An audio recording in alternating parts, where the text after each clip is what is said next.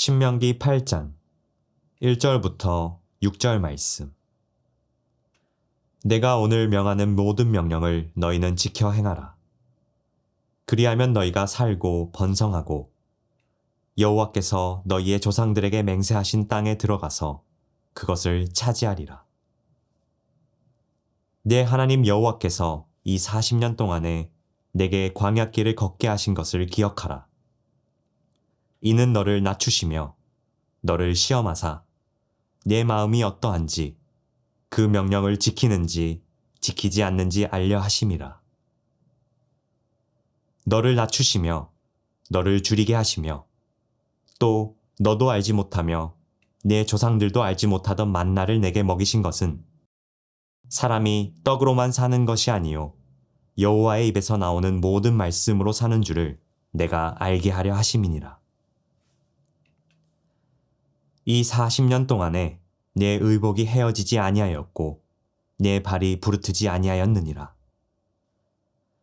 너는 사람이 그 아들을 징계함 같이 내 하나님 여호와께서 너를 징계하시는 줄 마음에 생각하고 내 하나님 여호와의 명령을 지켜 그의 길을 따라가며 그를 경외할지니라. 좋은 날입니다. 성령님께서 오늘도 여러분들의 심령 가운데 큰 은혜와 평강으로 함께하여 주시기를 주님의 이름으로 축복합니다.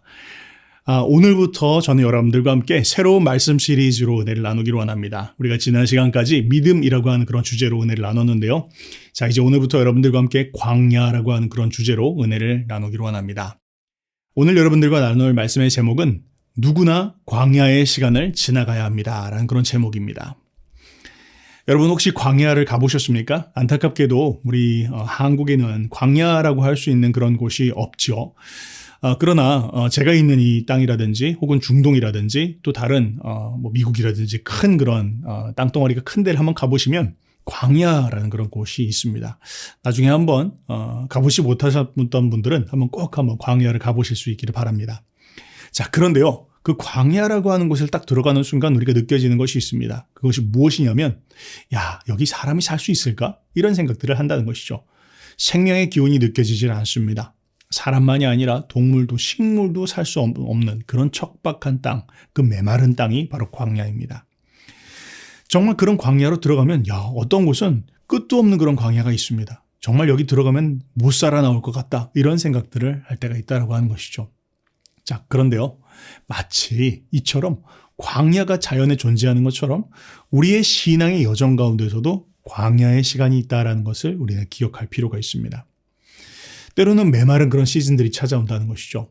때로는 정말로 어려운 그런 순간들이 찾아온다는 것입니다. 너무나 외롭고 또한 누구에게도 말할 수 없는 아주 정말 차라리 살 소망이 없는 그냥 뭐 좀 표현이 그렇지만요. 그냥 죽으면 좋겠다. 이런 생각들이 들 정도로 아주 어려운 그런 고난의 시간들, 그런 시간들이 지나갈 때가 있다는 것입니다. 자, 바로 그것이 광야의 시간들입니다. 자, 근데 괴롭죠. 정말 어렵습니다. 근데 그때 우리는 이런 질문들을 하게 되어집니다. 하나님, 왜 내게 이런 광야의 시간들을 주시는 겁니까? 왜 나에게 이런 어려움 시간들을 주시는 것입니까? 이런 질문들을 우리 모두는 할 것입니다. 그런데요, 그때 우리가 기억해야 될 것이 있습니다. 그것은 무엇입니까? 이 광야의 시간들을 나로 하여금 지나가게 하시는 이유는 나를 새로운 단계로 빚어가기 위해서 이 광야의 시즌들을 지나가게 하시는 것이다 라는 걸 기억하라는 것입니다. 마치 쇠를 만들어갈 때 그 쇠가 용광로에 부어져서 그 용광로에서 달궈지는 가운데에서 모든 불순물들이 태워지고 또 사라지는 것처럼 우리의 신앙의 여정 가운데에는 광야의 시간들이 반드시 필요하다는 것입니다. 광야의 시간들을 지나가면서 내 죄된 습성들이 떠나갑니다. 광야의 시간들을 지나가면서 내 옛사람의 모습들이 깨어집니다. 광야의 시간들을 지나가면서 비로소 내가 새로운 사람으로 새로운 그릇으로 빚어질 수 있다라고 하는 것이죠. 바로 그것이 우리의 신앙의 광야의 시간들이 필요한 이유입니다. 여러분 우리가 지금 사무엘상 말씀 공부하고 있습니다. 그런데요, 여러분 사무엘상 이제 곧 있으면 사울에 대한 이야기와 또 다윗에 대한 이야기들을 살펴볼 텐데요. 사울의 등장 이야기를 한번 살펴보시면 사울은 정말로 화려한 그런 등장을 하였습니다. 사울은 사실은 어떤 준비 과정들이라고 할 수 있는 그런 과정들이 없었죠. 그는 정말 좋은 가문에서 태어나서 모든 뛰어난 외모와 또 갖출 수 있는 모든 것들을 갖추고 있었고 또 제비뽑기에 의해서 이스라엘 백성들에 있어서 왕으로 추대되었습니다. 이스라엘 백성들 모두가 다 사울을 보았을 때 자, 정말 이 사람은 왕감이다라고 이야기할 정도로 그는 뛰어난 그런 모든 조건들을 갖고 있는 그런 왕이었습니다. 그런데 그의 반면에 다윗의 모습은 어떻습니까? 다윗은 뭐 이렇다 말할 수 있는 그런 내놓을 것이 없는 그런 사람이었습니다. 그냥 목동에 불과한 그런 사람이었죠. 배경도 별로 그렇게 대단치 않은 그런 사람이었습니다.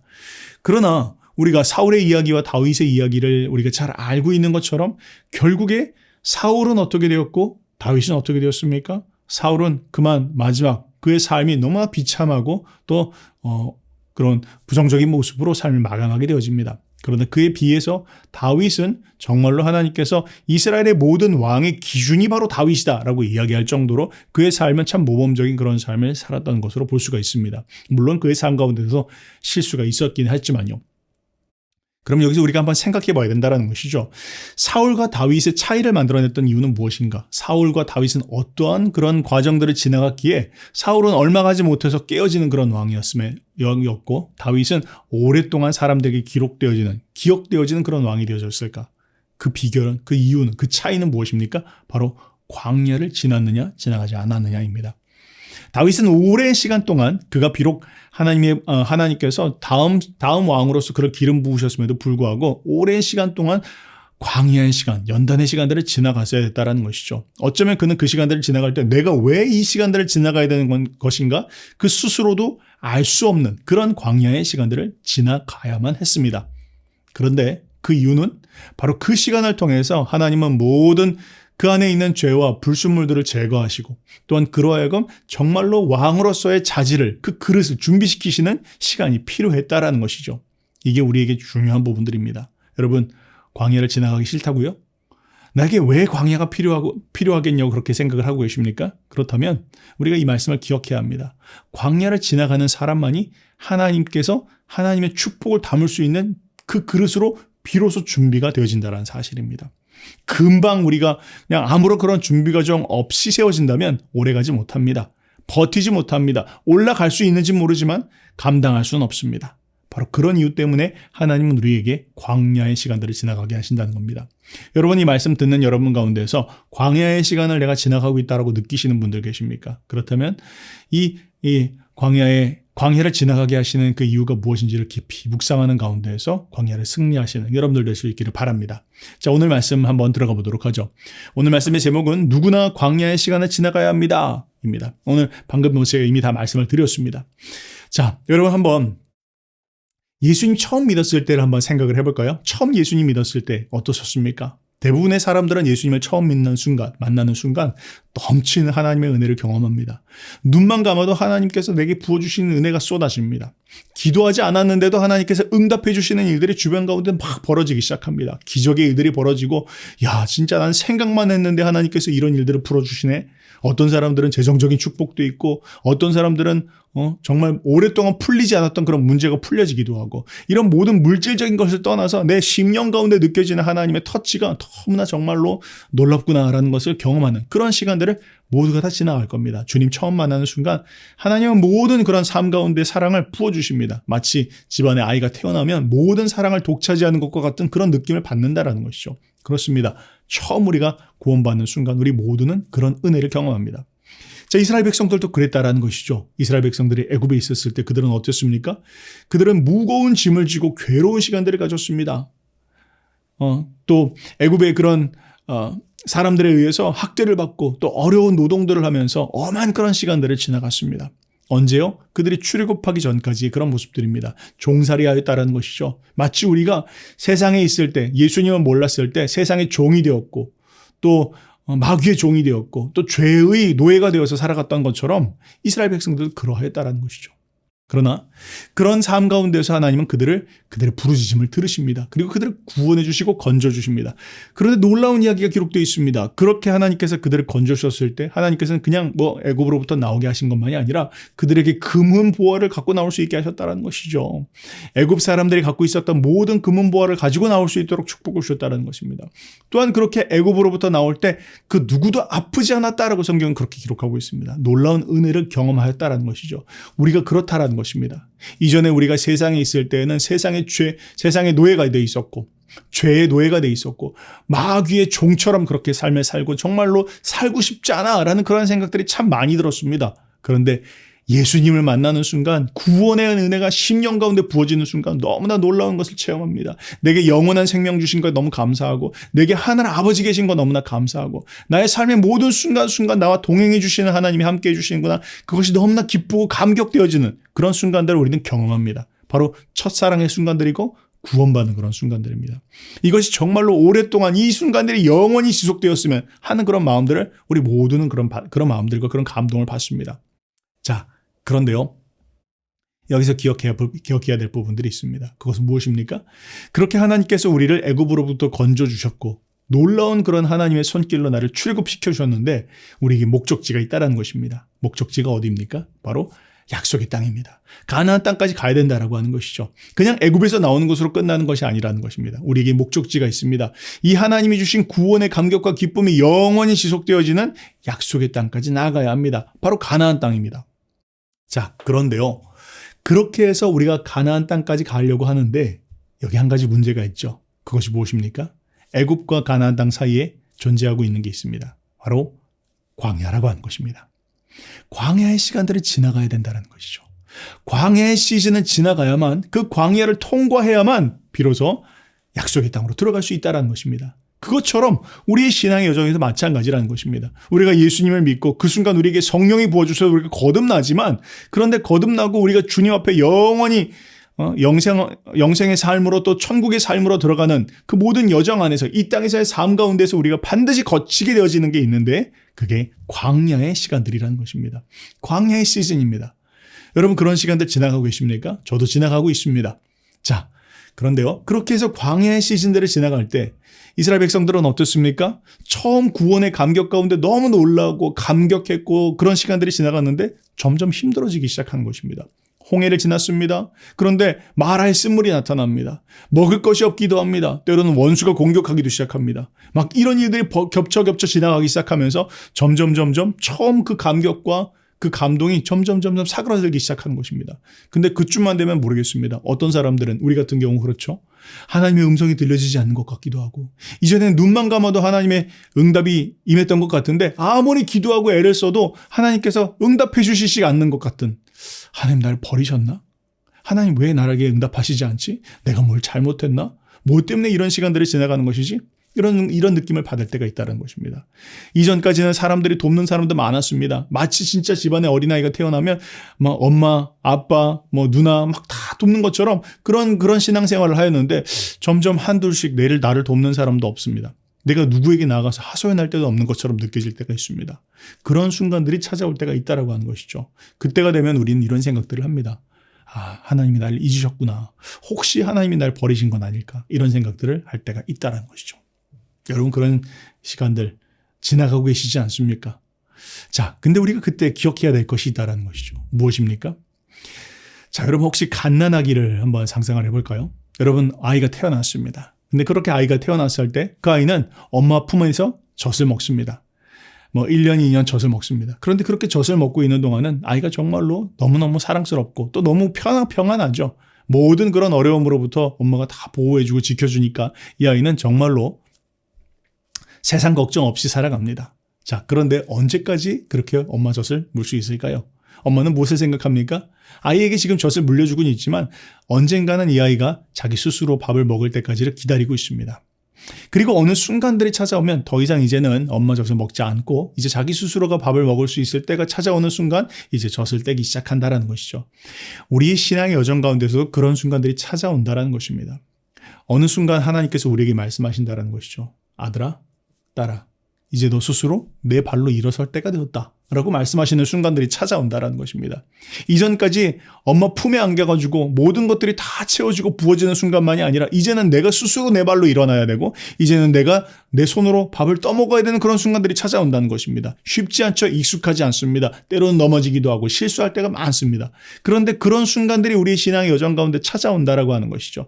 바로 그것이 광야의 여정이다라는 것입니다. 우리 신앙생활에 그런 순간들이 찾아온다라는 것이죠. 첫사랑의 순간들이 지나가고 때로는 하나님께서 메마른 순간들을 지나가게 하시고 정말 응답되어지지 않는 그런 순간 가운데로 나를 이끌어 주시는 때가 있는데 바로 거기가 기억해야 되는 것은 야, 여기가 이제 광야구나. 이제 내 삶 가운데 광야가 시작되었구나. 모든 돕는 사람들의 손길로부터 나를 다 떼어놓으시고 마치 하나님께서도 응답하시지 않는 그런 순간들. 그런 순간들로 나를 인도하시고 몰아가실 때 내가 지금 광야로 지나가고 있다라는 것을 기억해야 된다라는 것이죠. 자, 그런데요. 이제 오늘 말씀의 결론으로 그런 순간들을 찾아왔을 때, 그런 순간들이 내 삶 가운데 찾아왔을 때 우리가 기억해야 되는 것이 있다는 것입니다. 자, 오늘 말씀 8절부터 8장 2절 말씀 한번 읽어볼까요? 신명기 8장 2절입니다. 내 하나님 여호와께서 이 40년 동안에 내게 광야 길을 걷게 하신 것을 기억하라. 뭘 이야기합니까? 내가 지금 광야로 들어왔는데 내가 지금 광야에 들어온 건 내 발로 들어온 게 아니라는 것입니다. 내가 가고 싶어서도 아니고 혹은 내 죄 때문에도 아니라 내가 이 광야로 들어온 것은 바로 하나님 때문이라는 것이죠. 내 하나님 여호와께서 너로 광야의 길을 걷게 하셨다는 것입니다. 무슨 말입니까? 나를 광야로 인도하신 분은 하나님이시다라는 것입니다. 하나님이 나를 광야로 인도하셨다. 하나님이 나를 어려움의 순간들을 지나가게 하신다. 하나님이 나로 하여금 메마른 순간들을 지나가게 하신다. 때로는 하나님이 나로 하여금 기도 응답되어지지 않는 순간들을 지나가게 하신다. 때로는 하나님께서 나로 하여금 정말로 외롭고 아무 도움받을 수 없는 그 순간 가운데 날 지나가게 하신다. 누가요? 하나님이. 근데 그 하나님은 어떤 분이십니까? 그 하나님 좋으신 하나님이십니다. 그 하나님 신실하신 하나님이십니다. 그 하나님 실수하지 않으시는 하나님이십니다. 근데 그 하나님께서 나로 하여금 모두의 도움으로부터 나를 떨궈 놓으시고 아무의 도움도 받을 수 없는 진짜 정말 하나님 앞에 홀로 독대해야 되는 그런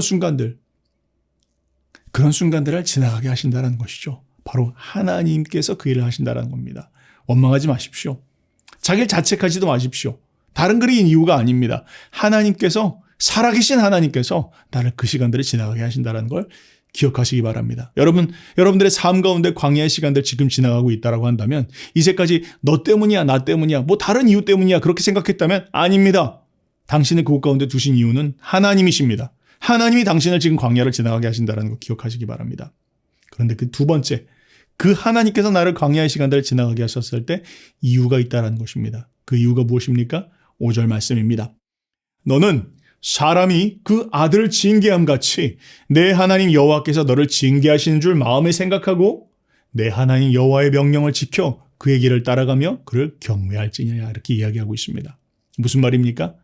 그 하나님께서 나로 하여금 광야의 시간들을 지나가게 하셨는데 그 이유가 무엇이냐? 바로 나를 새로운 차원으로 이끌기 위하여 그곳에 두셨다라는 것입니다. 하나님은 나를 새로운 그릇으로 빚기를 원하십니다. 하나님은 나를 그 정도 그 수준 가운데 머물러 있지 않기를 원하십니다. 하나님은 나로 하여금 늘 엄마 젖을 먹으면서 살아가는 신앙이 아니라 자기 스스로 밥을 떠먹일 수 있고 다른 사람들에게도 줄 수 있는 그런 신앙으로 자라갈 수 있도록 하기 위해서 나를 광야의 시간들을 지나가게 하신다는 겁니다. 여러분 지금 광야의 시간들을 지나가고 계십니까? 목적이 있습니다. 하나님은 당신의 신앙을 레벨업 시키기를 원하십니다. 다른 차원으로 인도하기를 원하십니다. 이전에 경험해보지 못했던 그 하나님을 더 경험할 수 있게 하시고 이전에 가질 수 없었던 그 믿음의 수준으로 인도하기를 원하시고 이전에 가질 수 없었던 나의 성품의 그릇이 새롭게 빚어지는 그런 차원으로 인도하시기 위하여 나로 하여금 지금 이 광야의 시간들을 지나가게 하신다는 걸 기억하시기 바랍니다. 그게 나로 하여금 광야의 시간들을 허락하신 이유입니다. 그렇게 해서 하나님이 나로 하여금 그 광야의 시간을 지나가게 하셨을 때 비로소 우리는 부르심의 땅으로 약속의 땅으로 들어갈 수 있게 되어진다는 것입니다. 그냥 들어갈 뿐만 아니라 그곳에서 누릴 수 있는 감당할 수 있는 사람으로 살아갈 수 있도록 축복해 주신다라는 것이죠. 그래서 하나님은 반드시 당신의 백성들에게 축복을 부어주시기 전에 광야의 시간들을 지나가게 하십니다. 그릇을 준비하게 하시는 시간들을 반드시 지나가게 하신다라는 것이죠. 사랑하는 여러분, 이제 오늘부터 여러분들과 함께 이 광야에 대한 말씀 함께 깊이 나누고 또 묵상하면서 하나님께서 나를 만약에 광야의 시간들을 지나가게 하신다면 우리가 감사했으면 좋겠습니다. 야, 나로 하여금 그냥 두지 않으시는구나. 나를 새롭게 빚어가기를 원하시는구나. 살아계신 하나님께서 나의 신앙이 멈춰있지 않고 새로운 단계로 나아갈 수 있도록 하기 위해서 또 나를 깨우고 계시는구나. 그렇게 인식할 수 있기를 바랍니다. 하나님 나를 버리신 거 아닙니다. 하나님 내게 응답하시지 않는 거 아닙니다. 하나님 살아계시고요. 나를 새로운 차원으로 이끌어가기를 원하십니다. 그런 믿음과 신뢰로 광야의 시간들을 지나가실 수 있는 그런 저와 여러분들 되시기를 주님의 이름으로 축복합니다.